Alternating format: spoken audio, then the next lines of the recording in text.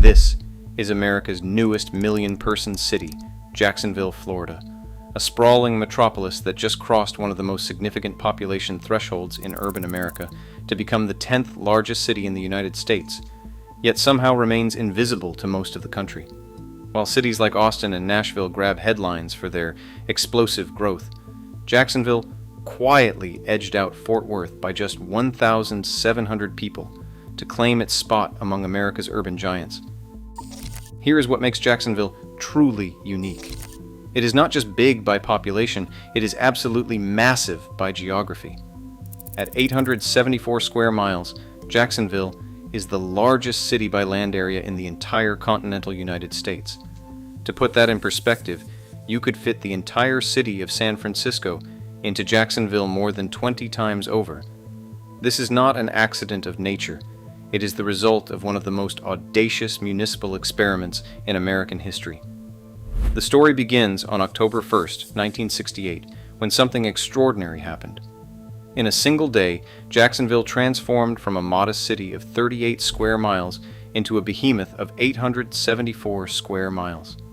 They called it consolidation, the merger of Jacksonville with nearly all of Duval County. Overnight, suburban neighborhoods, rural farmland, and sleepy communities found themselves part of one massive municipality. An estimated 200,000 people crowded downtown Jacksonville that day to celebrate what they boldly branded as the bold new city of the South. The consolidation wasn't born from ambition alone, it was born from crisis. By the 1960s, both the city and county governments were mired in corruption scandals. The city was hemorrhaging tax revenue as residents and businesses fled to the suburbs. Something had to change. When the consolidation referendum went to voters in 1967, 65% said yes to this radical experiment in American municipal governance. What they created was unlike anywhere else in America, a city-county hybrid that would eventually house over 1 million people across an area larger than some entire states. But as Jacksonville celebrates crossing this population milestone, a critical question emerges. In a city this big, this spread out, and this rapidly growing, what breaks first? The answer might be flooding. Jacksonville sits on 1,000 miles of waterfront, more than any other city in Florida. The St. Johns River winds through its heart, and the Atlantic Ocean forms its eastern boundary. It is a geographic blessing that is becoming an existential threat. Chief Resilience Officer Ann Coglianese, Jacksonville's first ever to hold this position, puts it bluntly. Flooding is happening in pretty much every corner of Jacksonville. The numbers are staggering. Currently, Jacksonville experiences about 4 extreme high tide days per year, days when water levels rise high enough to flood streets and neighborhoods. But projections show this could increase to 40 to 60 days annually as sea levels rise. Think about that for a moment. Instead of 4 flooding days a year, Jacksonville could face more than 1 flooding day every single week. Hurricane Irma in 2017 offered a preview of this future. The storm pushed record-breaking amounts of water into downtown Jacksonville, flooding businesses and homes throughout the city center. What is terrifying is that climate projections suggest an Irma-level event could become an annual occurrence within 30 years. A recent 60 Minutes report identified Jacksonville as one of 7 coastal American cities facing this exact scenario. The city is beginning to respond. Mayor Donna Deegan launched Resilient Jacksonville in 2023, a 50-year strategy with 45 different action plans to address flooding, extreme weather, and heat. By investing in resilience now, we are literally saving ourselves hundreds of millions of dollars in insurance, repair, and maintenance costs down the road, Deegan explains. But the scale of the challenge is immense, and time is running short. While city leaders debate resilience strategies, they are simultaneously pursuing $1.4 billion in stadium renovation for the Jacksonville Jaguars. The contrast is striking. Hundreds of millions for football infrastructure, while the city's actual infrastructure faces an existential climate threat.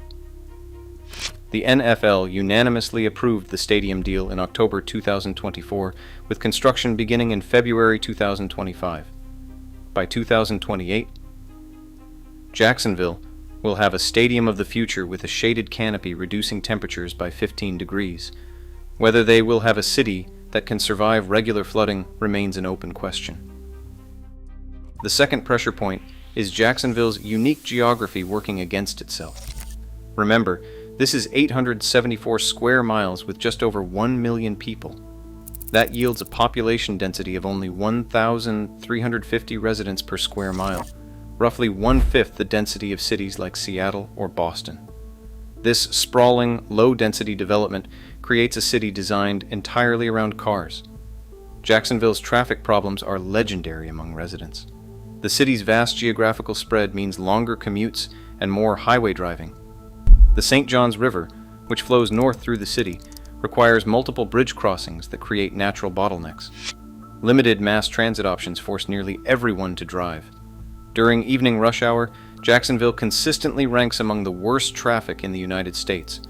But it is not just about inconvenience. It is about equity and sustainability.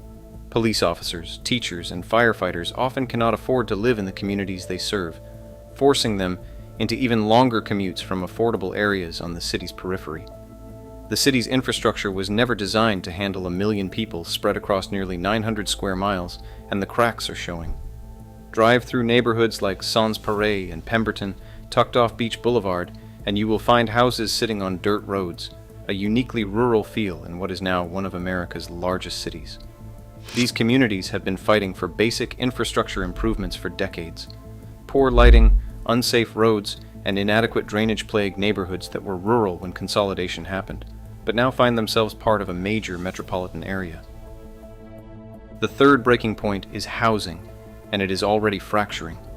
Jacksonville is currently short about 35,000 affordable housing units, according to city officials, but that number might be conservative.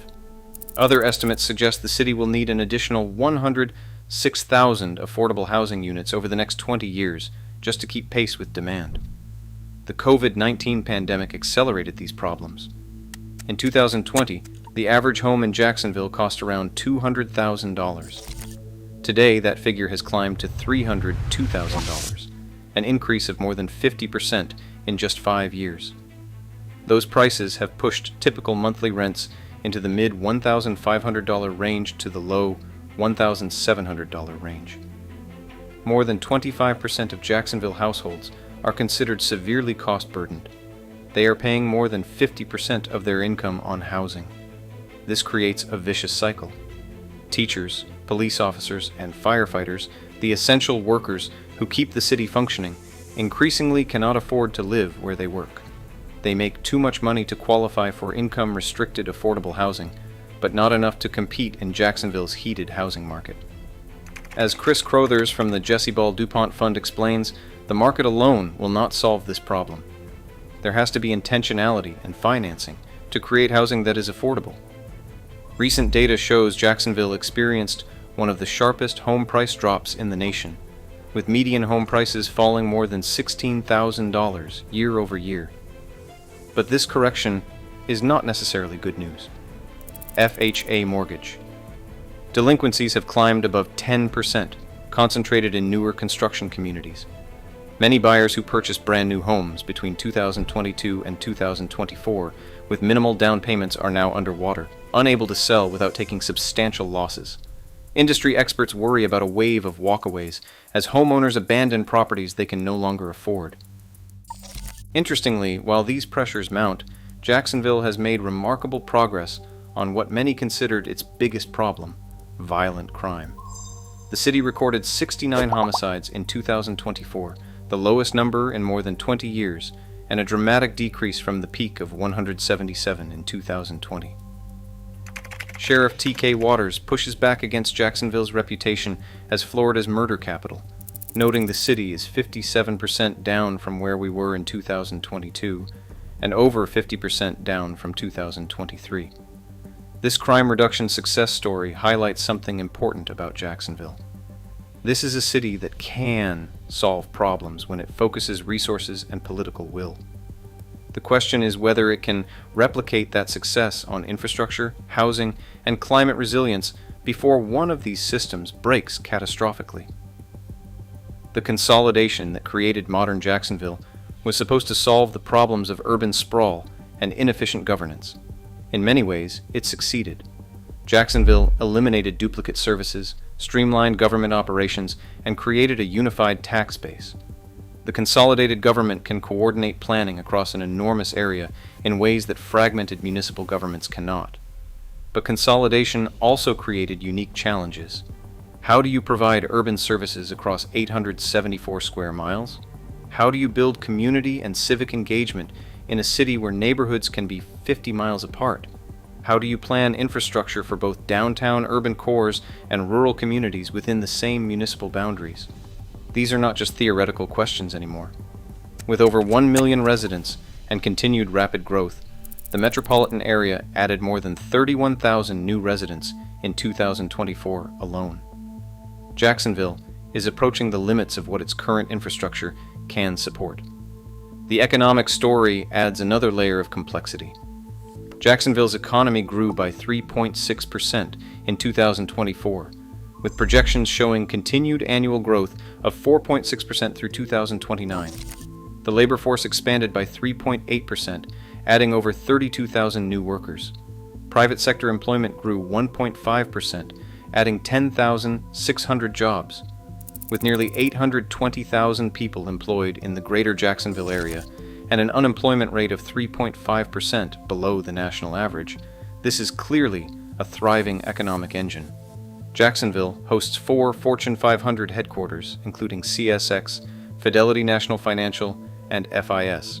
Banking operations by Deutsche Bank and Bank of America Merrill Lynch have established the city as a rising financial hub. Jacksport, one of the largest ports on the East Coast, reinforces the city's logistics and shipping dominance. The Mayo Clinic Jacksonville was ranked number 1 in Florida by U.S. News & World Report in 2025. The University of Florida is constructing a $300 million graduate campus downtown, set to serve 1,500 students by 2030. This economic success drives the population growth that strains infrastructure, creates housing demand, and intensifies pressure on every city system. It is a classic boomtown dilemma, success creating the conditions for potential failure. Climate change adds urgency to every other challenge. In the 1990s, Jacksonville experienced about 7 days per year above 95.2 degrees Fahrenheit. By 2050, that number is projected to reach 43 days annually. This is not just about comfort, it is about infrastructure, public health, and economic productivity. Extreme heat threatens outdoor workers, strains electrical grids, and makes large portions of the city nearly unlivable during summer months without expensive air conditioning. The septic tank situation exemplifies how multiple pressures converge. Thousands of Jacksonville homes still rely on septic systems rather than being connected to centralized sewer treatment managed by JEA, the Jacksonville Electric Authority. These systems work adequately under normal conditions, but fail when groundwater levels rise due to increased flooding or heavy rainfall. As sea levels rise and flooding becomes more frequent, septic failures could become endemic, creating public health crises in neighborhoods throughout the city. Mayor Deegan and her administration understand these interconnected challenges. The Resilient Jacksonville Plan addresses flooding, extreme heat, and infrastructure simultaneously. The city is working with the St. Johns River Water Management District to eliminate aging septic systems, improve stormwater management, and prepare for a climate-changed future. But the timeline is tight, and the financial requirements are enormous. The question is not whether Jacksonville will face these challenges. They are already here. The question is whether the city's unique governmental structure, created through that bold 1968 consolidation, can respond quickly and effectively enough to prevent systemic failure. Jacksonville's story matters beyond its own boundaries because it represents something larger about American urban development. This is what happens when cities grow rapidly in an era of climate change, housing crisis, and infrastructure decay. The solutions. Jacksonville develops or fails to develop will influence how other cities address similar challenges.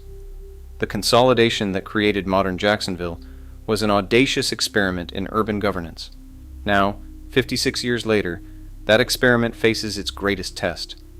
Can a city of 874 square miles and 1 million people adapt quickly enough to survive the pressures of the 21st century?